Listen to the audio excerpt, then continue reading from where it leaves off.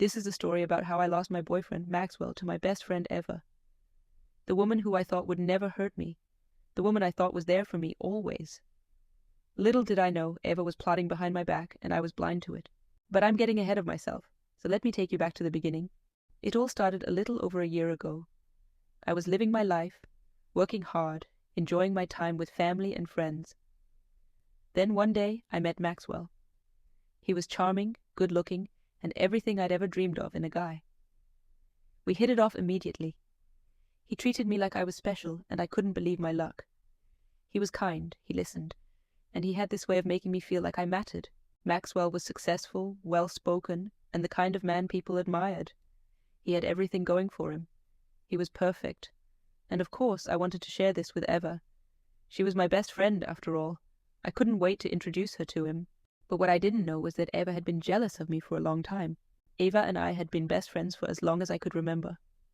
We did everything together. Shopping, getting our nails done, binge-watching shows. And of course, talking about the ups and downs of our love lives. But there was something different about this time, something in the air when I told her about Maxwell. I could see the way her eyes shifted when I mentioned how perfect he was. She smiled, of course, but it was forced. There was something in her gaze that I couldn't quite place. "Eva, you have to meet him," I said excitedly. "Maxwell is amazing. He's so kind and down to earth. I can't believe I met someone like him." Eva nodded, but didn't seem as happy as I thought she would be. "Yeah," she said slowly. "He sounds great. You're lucky." I didn't think much of it at the time. She was my best friend. I assumed she was happy for me. I invited her to meet Maxwell, and we all hung out together a few times. The more I saw them together, the more I realized something was off. I started to notice the way Eva would look at Maxwell, almost like she was sizing him up, sizing me up. But I brushed it off. I was just overthinking things, right? What I didn't realize was that Eva had been feeling a lot of resentment towards me. We'd been friends for years, but things had changed. Eva had always struggled to find the kind of happiness I seemed to have. While I had a steady job, a boyfriend who adored me, and a social circle that cared for me, Eva was still struggling. She'd been doing odd jobs just to get by, barely making ends meet. She had a string of failed relationships, and in her eyes it seemed like I had it all. She started to resent the fact that things always seemed to work out for me and not for her. She could never understand why I always seemed to be so lucky in love, especially when it came to Maxwell. And the more she saw how Maxwell loved, cared, and spent lavishly on me, the more jealous she became. She hated that I had Maxwell. How could I, of all people, land such a wealthy, good-looking, and successful man? And she was still struggling. It wasn't fair in her eyes. She was tired of seeing me happy when her life seemed to be falling apart. That's when she started to manipulate me and get into my head. It started out small, just little comments here and there. At first, I didn't think much of it, but slowly Eva began planting seeds of doubt in my mind about Maxwell and made me gradually start to question everything about him. One evening, I was telling Eva how amazing Maxwell had been, how he'd taken me out on this gorgeous dinner date and treated me like a queen. I was glowing, but instead of celebrating my happiness, Eva's response caught me off guard. "He's really great, isn't he? But have you ever thought about whether he's really as perfect as he seems?" I frowned. "What do you mean?" "Well, I don't know. It's just that when things seem too good to be true, they usually are. You know, no one's perfect. Maybe he's hiding something. You deserve someone who doesn't just put on a perfect act." I shrugged it off, but deep down her words stung. I had never considered that Maxwell might be pretending to be perfect. I told myself it was just Eva being Eva, protective of me, as always. But that feeling lingered. Then Eva's little comments started to come more often. We were at a cafe one afternoon, and I was telling her about how Maxwell had planned a surprise weekend getaway for us. It felt like a dream come true, honestly. But then Eva leaned in, her voice low, almost as if she was sharing a secret with me. "You're so lucky, Rita. But you know, he could be seeing other people too. Guys like him, the rich and handsome ones, they don't just settle for one girl. Have you ever thought about that?" I blinked. "What? No, Eva, he's really into me. He's been nothing but loyal." "Of course, he seems that way. But have you thought about the signs? The way he acts with other women when you're not around? I've seen the way he looks at them. Maybe you should be careful." I froze, feeling a pit in my stomach. I had never noticed anything like that before. Was I blind? Was Eva right? As time went on, I found myself constantly doubting Maxwell, and Eva seemed to always be there, offering her helpful advice. One evening, I sat down with her after a particularly stressful conversation with Maxwell. We had disagreed on something small, but to me, it felt like the end of the world. I just don't know anymore, Eva. He's so perfect, but I feel like something is missing. Maybe we're just not meant to be. You deserve someone who treats you better, Rita. Someone who really understands you, not just someone who's nice on the surface. Maybe he's not the one for you after all. I think you're settling for less than you deserve. The words hit me harder than I expected. Eva had always been there for me, giving me advice when things went wrong. She had always supported me, but now, it felt like she was pushing me away from Maxwell, pushing me towards something I wasn't sure I was ready for. It didn't stop there. Eva started telling me more about Maxwell, things she noticed when we were together, how he seemed controlling, or how he always made the decisions in our relationship. I never noticed it until she pointed it out. Maybe I was too in love to see the flaws. Eva said things like, sometimes I think Maxwell just wants to mold you into what he wants. You used to be so independent, and now, well, he kind of calls the shots, doesn't he? She said it so lightly, as if it was just an observation, but it cut me deep. I guess you're right, I said, even though I didn't feel it in my heart.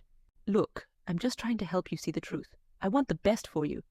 You deserve someone who lets you be yourself, who doesn't make you feel like you're under their thumb. I started pulling away from Maxwell. At first, it was just small things. Canceling dates, being unavailable when he called. But soon, the doubts Eva planted became so overwhelming that I convinced myself Maxwell wasn't the man for me. I even started telling him that I needed space, that I wasn't sure about the future of our relationship. But I couldn't shake off the feeling that I was losing something precious, something real. One night I asked Eva, "Do you think I should break up with him?" Eva, smiling softly, "I think it's for the best, Rita. He's not the one for you. You're better off without someone who doesn't see your worth." Her words echoed in my head. You're better off without him. You deserve someone who treats you right. You're settling for less. Over and over again. I started to believe them. Eventually, I did it. I broke up with Maxwell.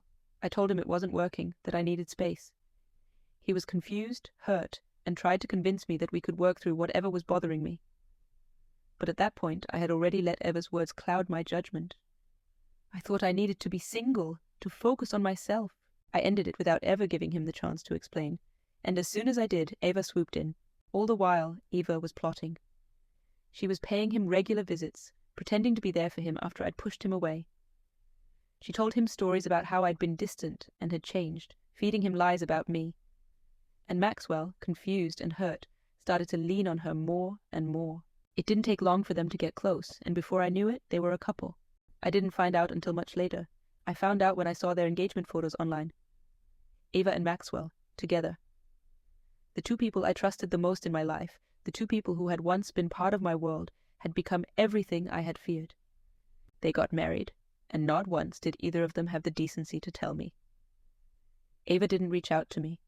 She didn't even care enough to call and let me know she was with the man I had once loved. Looking back, I can see how Eva manipulated me. She knew exactly what to say to make me doubt myself, to make me question Maxwell's intentions. She knew I had insecurities, and she used them against me. All this time, she wanted Maxwell for herself, and I handed him to her without realizing it. She played the role of the supportive friend, all the while working behind the scenes to steal what was mine. Well, she got exactly what she wanted. She married him. So, I did what anyone would do, confronted them. I went to their house, my hands shaking, my heart racing. I stood there, looking at them, trying to hold back the tears, and I asked them the question that had been burning in my mind for so long. "How could you do this to me?" I asked Eva. "How could you steal him from me, knowing how much I cared about him?" "How could you? You married Maxwell behind my back. You didn't even tell me you were seeing him." Eva smirked. "Rita, you gave him up. You didn't love him enough to fight for him.